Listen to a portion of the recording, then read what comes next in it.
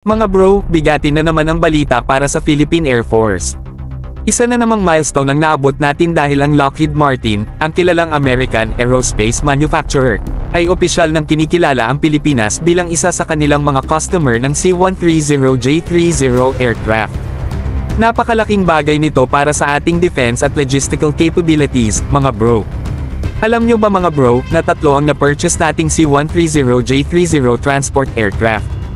Ang modernized version na ito ay mas mahaba at mas may capacity kumpara sa older C-130 Hercules variant na nasa serbisyo natin ngayon. Game changer ito.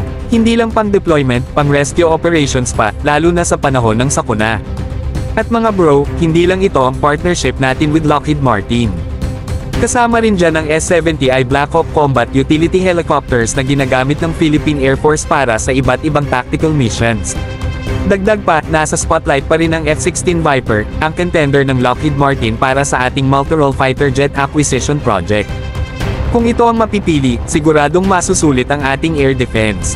Ang exciting pa dito mga bro, ongoing pa ang production ng mga C-130J-30 aircraft na ito. Target na may deliver either this year or by 2026. Once operational, malaking tulong ito para palawakin ang logistical reach ng Philippine Air Force. Kumbaga, mas mabilis at mas malaki na ang kakayanin nating cargo transport mula sa tropa hanggang sa relief goods. Pero eto ang tanong, mga bro, ano kaya ang next step after nito? Dapat bang mag-focus tayo sa mas advanced na airlifters o expand pa ang multi-role aircraft program?